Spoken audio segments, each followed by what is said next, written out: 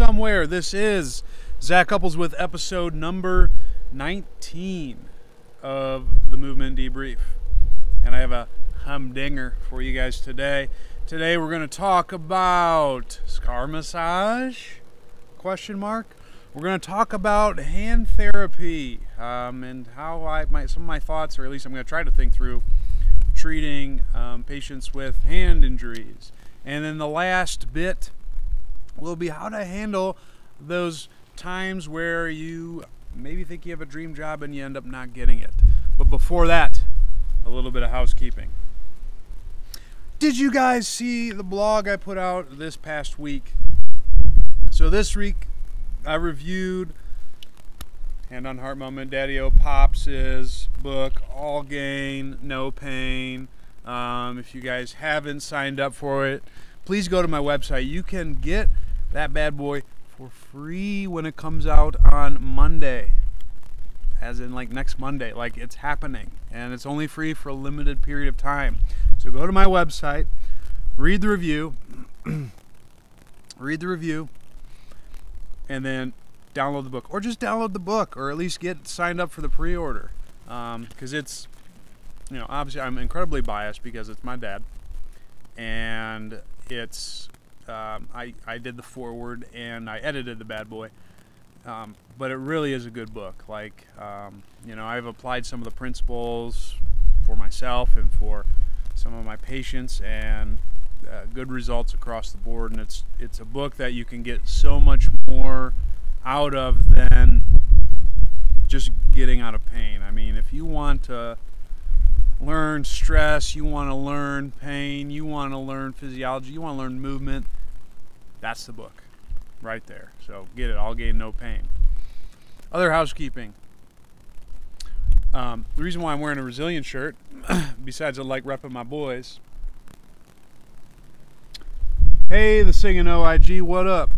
But the reason why I'm repping this Resilient shirt is because on October 1st, it's a Sunday, I'm going to be in San Francisco at that class.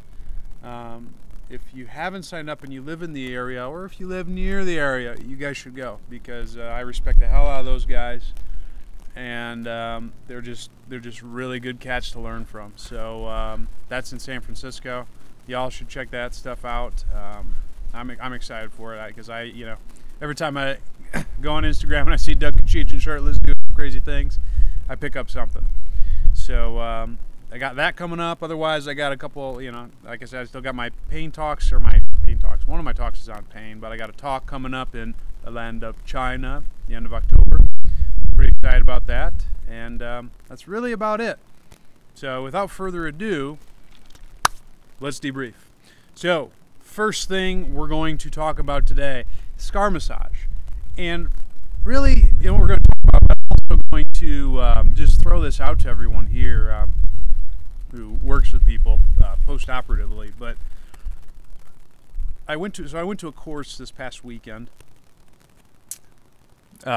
Michael, no doubt the NKT world is big on the effect of scars on movement.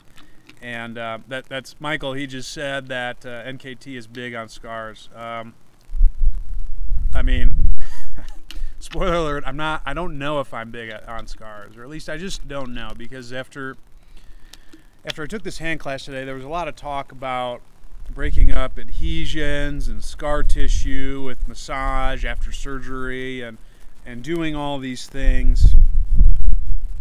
And based on what we know about what we can do with our hands, or more importantly, what we can't do with our hands. If you look at a lot of the research regarding connective tissue, fascia, and some of the manual interventions that we do, we have to realize that it takes a lot of pressure and force to deform anything. So much so that it's not enough that we can do. I forget what the exact amounts were in the study, and I'll link it in the show notes once I find it, but I believe it takes either like it's either 1,000 or 2,000 pounds of force to deform the fascia 1%. That's a lot. I'm not that strong. Far from. So if we know that that is very much evidence-based, then what are we doing when we massage scars? Because we're not breaking up scar tissue. We're probably not altering the properties of the scar. And I want your guys' opinion on this as I'm going on, because I really don't, I'm questioning in terms of if this is the case and we can alter the mobility of the scar, then maybe we can. Maybe there's other evidence out there that I am not aware of. Why are we doing it? And really, the only thing that I can really justify based on my knowledge base as of right now in terms of doing any type of scar massage would be to desensitize the wound. That's really the only thing I can think of, because I question if we can change the integrity of the scar superficially, let alone the deep external scars. Now, there may be something to weigh, I learned this from the Spinal Manipulation Institute people when I took their needling courses, but they will actually needle and twist underneath the scars. There might be something to that, but again, I don't remember, and I don't know if they listed any evidence saying that that was effective at mobilizing the scar. I really don't know what impact scars have or do not have. I mean, I'm sure that anytime you induce some type of scarring or injury to any type of tissue, things change in the human body, and that has to have some type of impact. The question is what? And that's a big I don't know, because everyone responds to everything in a different manner. And I mean, this is part of the way our body systems work. You and I may respond to the exact same stressor, and our systems may respond to the exact same stressor in a completely different way. And so we could probably say the same thing about scars. A scar may have one potential impact on you, and even if we had the same surgery and we had the exact same scar, it may not have that exact same impact on me, or vice versa. I really don't have a good answer. So if anyone does have anything they wish to contribute on this topic, please go ahead and do so. But that's kind of my thoughts. So to summarize, I don't know if scar massage is essential for mobilizing tissues in the area, namely because we don't have the capability to deform the tissue in any way, shape, or form, but it probably is effective at desensitizing the area, just like most manual therapy interventions work. So that's where I'm at right now, but I am more than happy to change my thought process. So that's scars. The second thing is hand therapy. Cheers to you, beautiful people. So, in this class I took this weekend, a lot of the interventions purported were your basic tendon gliding stuff, or your differential fisting, which is incredibly funny. But you got to do this one, you got to make a fist, you got to do this kind of fist, so you get the tendons gliding differentially of the FDS, or the flexor digitorum superficialis, flexor digitorum profundus, get them gliding together, do all these things. Do, pegboards and fine motor skills and all of these interventions. And there was also a lot of splinting involved, in which you would potentially splint the hand into various positions to incorporate some type of low load, long duration stretching. And it kind of got me thinking, based on kind of the rant I gave about low load, long duration stretching with the knee last week. It's what makes the hand so special that has to be the gold standard treatment. And I don't know. Again, I don't profess to be a certified hand therapist by any means, but I know how challenging or damn near impossible it is to change the properties of the tissues. One, moreover, you can't I can't imagine that you do some type of injury to the hand and you perform a surgical intervention and the tissues become so adhesed and adaptively shortened so quickly that you would have to do some type of low load, long duration stretching in the hand. Especially when you're not accounting for proximal position. Or hell, even in this class we didn't even account for the wrist position, which can have a profound impact on what's going on in the hand. So again, if anyone listening right now is big into hand therapy, please chime in. But I think that a lot of what's being taught in classes that are geared towards certified hand therapy style treatment, much of it's archaic. I think treating this wonderful thing, which is incredibly complicated, but not complex, it's complicated. The extensor mechanism is very wild, and I'm still having to review that a little bit.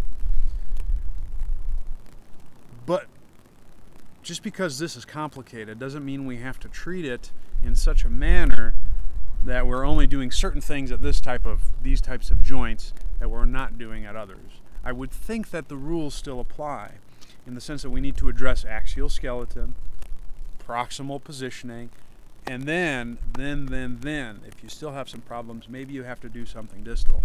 But work your way down.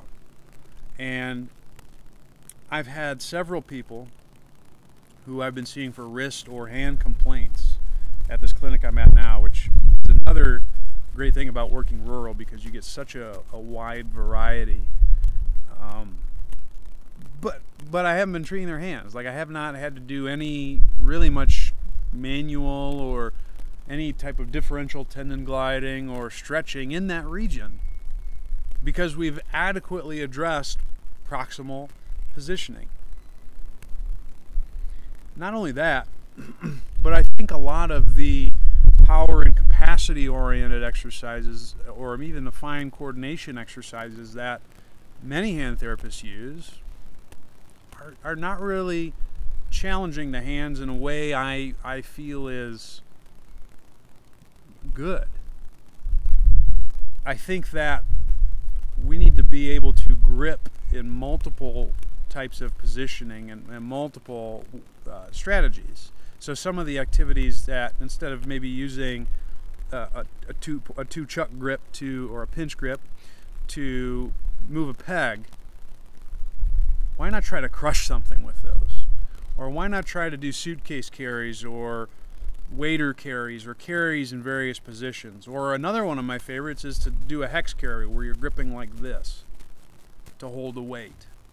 Or doing book carries so that way you're in kind of the intrinsic plus position as you go for a walk. Like, these types of things are how I envision performing hand therapy. And to me it seems much more purposeful. It seems much more like you'd have much more carryover to many activities that we would do throughout our lives, and it's just a hell of a lot more fun than moving some Velcro pieces or something like that. Now, I do think there is a time and a place for fine motor activities, but again, it's like instead of using a pegboard, do something purposeful.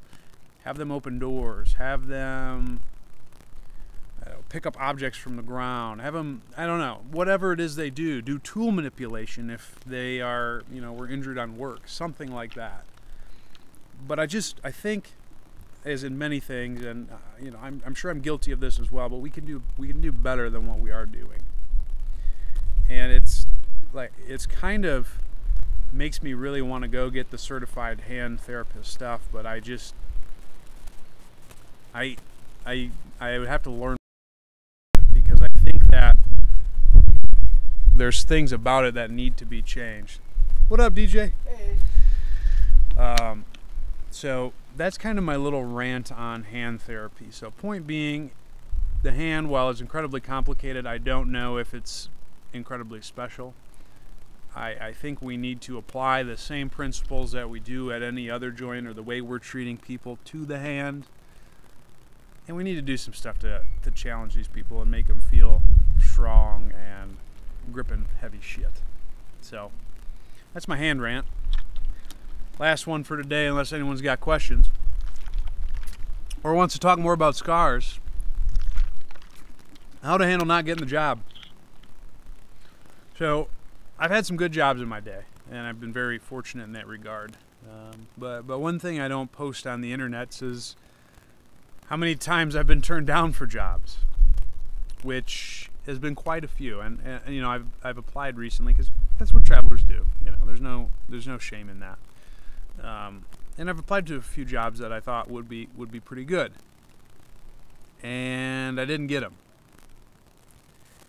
And that's okay. That's okay. That's step number one. But how can we? I'm sure we all run into this where we think we have this job and, oh, it's the dream job, and man, I'll do anything to get that job, and we don't get it. How do we effectively cope with that supposed failure of getting a job, or not getting a job, I should say? And I think there's many keys to that. First has to be your mindset going into it. And I think the first thing, if there's two things regarding mindset, it's this. First one is to not have an ego. And this, I know many times in the past, has got me into trouble. But you have to understand that whenever you're working in any type of job arena, that the thing that they are building, or the company you're building, or the team, or whatever it is, there's bigger things going on than you. And you have to make sure you're willing to have a collaborative environment, not just in the process of the interviewing and when you're working with them, but with everything. So don't have an ego, number one.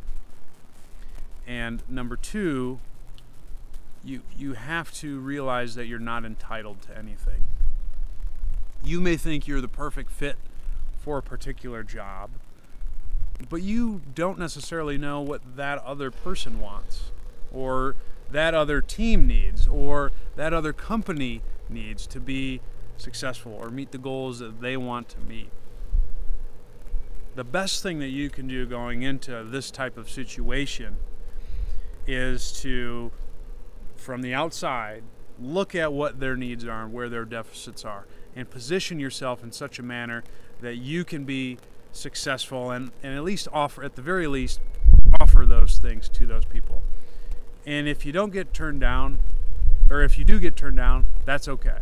You're going to get turned down in life. You're going to fail, you know.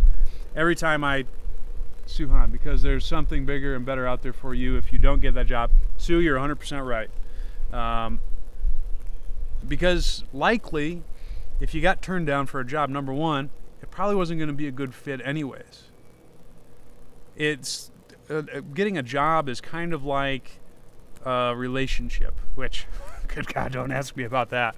That will never be talked about in the debrief. But it's kind of like a relationship in the sense that it's got to be a two-way street. It's got to be a good relationship between two people or two parties. In this case, you and the job.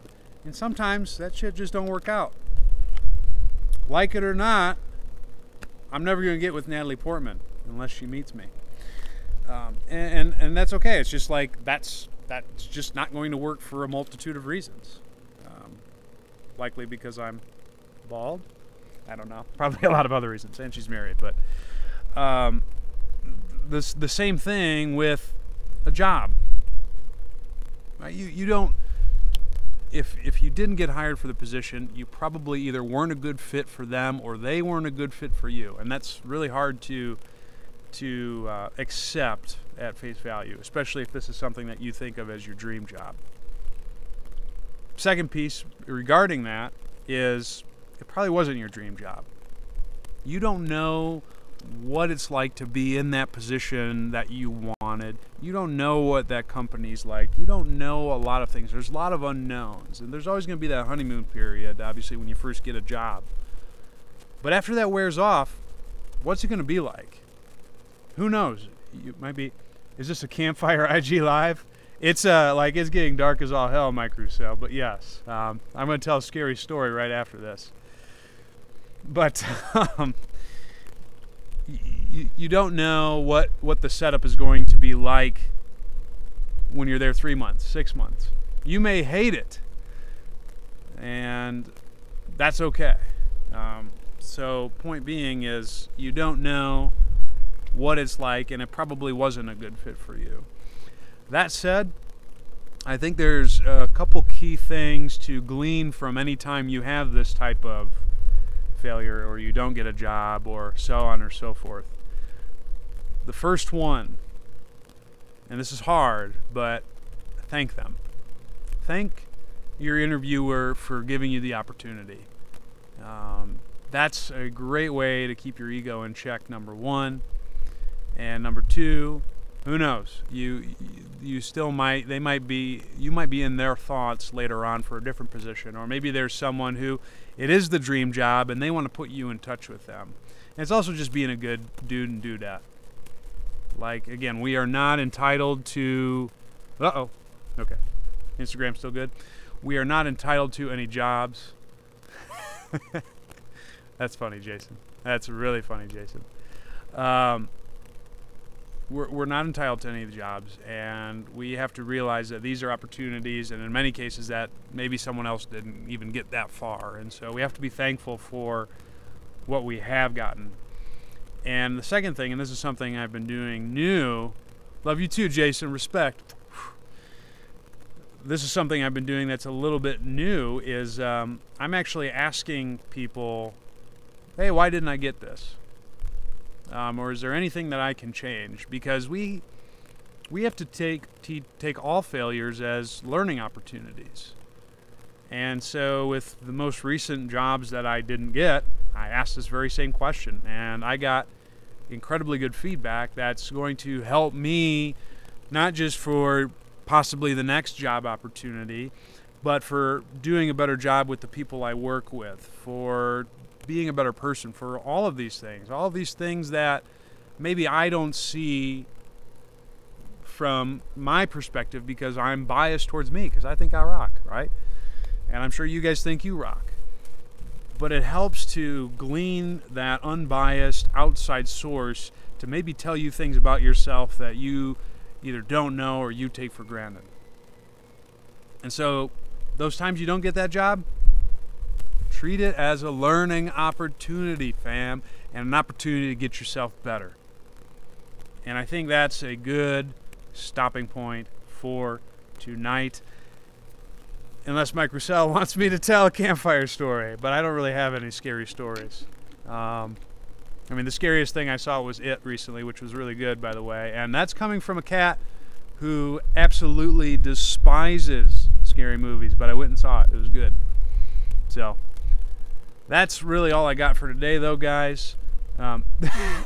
What, Mike, Dr. Mike, you didn't like It?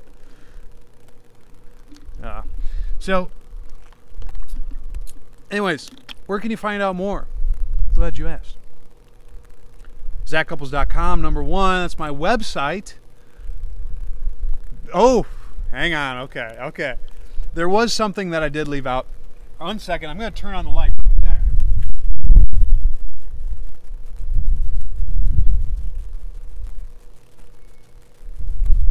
So, the best thing about this course this weekend was not the course.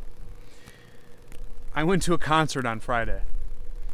And, of course, many of you guys know that I am a huge hip-hop fan. Huge hip-hop fan.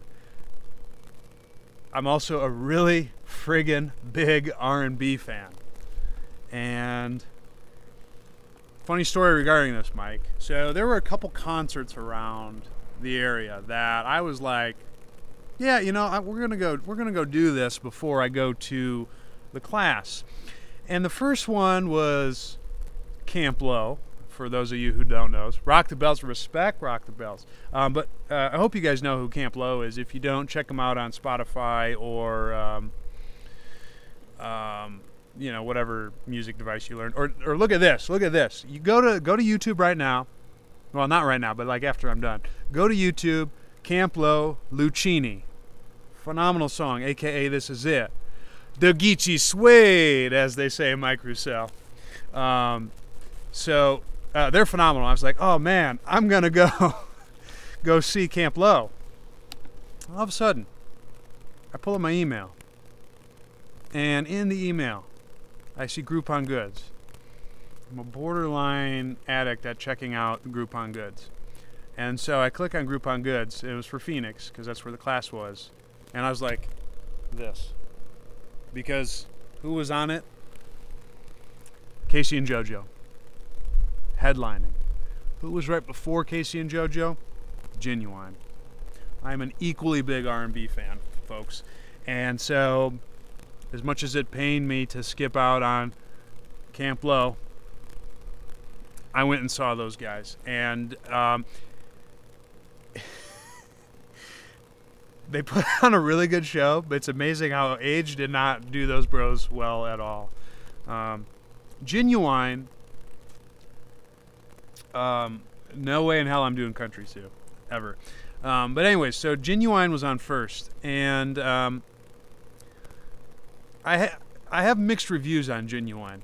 And the reason why I have mixed reviews on Genuine is because half the time the bro didn't sing. It's like, fam, I'm here to see you sing. Sing. And, but when he did though, like it was, I mean, it was otherworldly. Like, Genuine still sounds like Genuine. Yeah, it was just absolutely remarkable. There was such a funny thing, like, bro was sweating like all hell. And so, Mike, this would be my favorite Genuine song, which isn't a Genuine song. But bro was sweaty as all hell, right? And he grabs a towel, and he is like on stage while his backup singers are singing, just taking his towel, and he is just wiping everything, goes down the crowd, everything. And then the song stops, and he grabs the microphone, and he grabs the towel, and he's singing, as Genuine so wonderfully does, "Do you want my towel?" And then the crowd would go crazy. And then you go to someone else and go, "Do you want my towel?"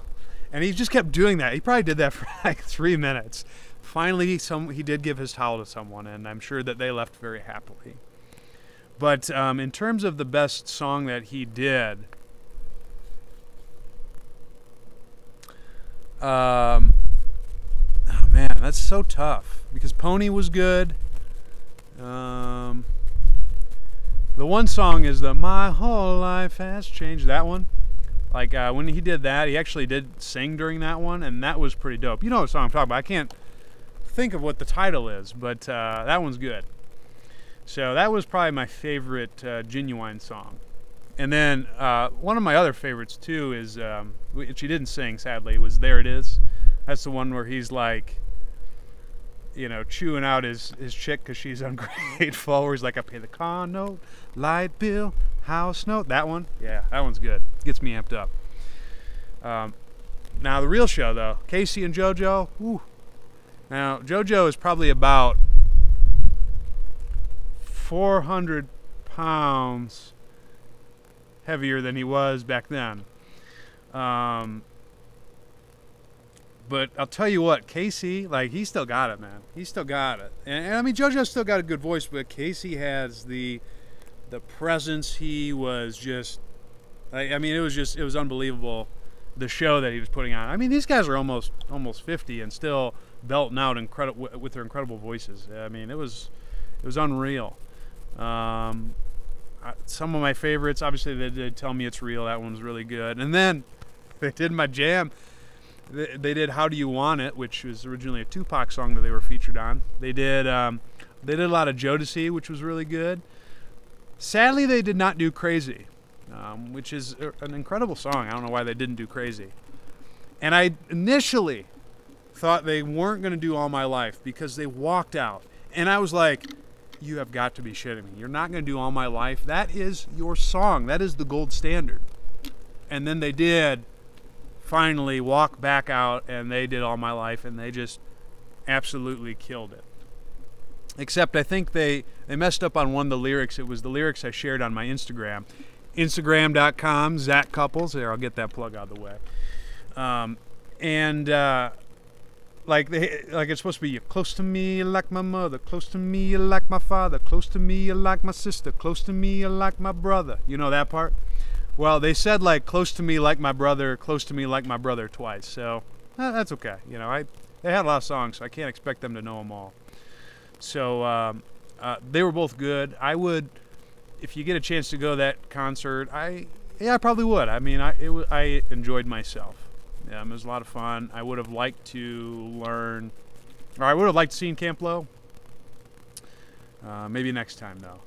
Another concert I am excited for, if you guys are in the Phoenix area, November 18th, I think. Renee, respect all the love, by the way. If you're in the Phoenix area November 18th, fam, I gotta go see me some of that Black Bear. This is like the most screwed up concert in the history of concerts, but it starts off with Jaden Smith, and then it's Black Bear, who's awesome, by the way, and then it's Fall Out Boy, which, you know, I could go either way. I listened to some of their songs, they're not bad, which I know if Jason is still listening, he would hate me for that, but I'm really excited for that one. And so if you aren't listening to Black Bear, I'll link that in the show notes too, but you better listen to some Black Bear. The best song he's got is IDFC. I can say that, but I'm not going to what it is, but dude's got some chops.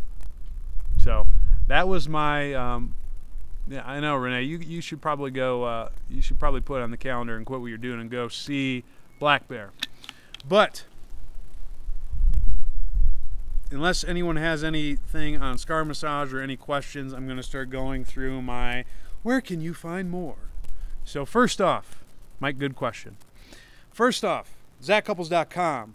You can sign up for my newsletter there and get a free acute to chronic workload calculator. Also, sidebar guys, the talks that I'm doing in the land of China, I'm going to do exclusive talks regarding those talks that will be for newsletter subscribers only. Also, if you want to learn some cool shit on the weekends, I give weekend learning goodies to all of my peeps who subscribe to my newsletter. So you get a lot of good stuff from being on that. Check it out. You can also follow me on Facebook, facebook.com/ZCouples. Instagram, baby. That's you guys, Instagram.com. Search Zach, Z-A-C, Couples, C-U-P-P-L-E-S. You can also find me on Twitter. My handle is @ZCouples. Last place you can find me, right here, fam. That's YouTube. Just search Zach Couples. Click on me. Guys, if I'm putting up videos before I put on a blog, they're usually up on YouTube, so you can get a little sneak preview of what I'm going to be talking about or what's tripping my trigger. So that's all I got for tonight, ladies and germs. Thank you so much for listening. As always, I appreciate all of you beautiful, sexy people. Stay hungry, stay learning, stay moving. Keep it real, but not to the extent where things go wrong. And I'll see you next time. Deuces. Love you too, Renee. Respect.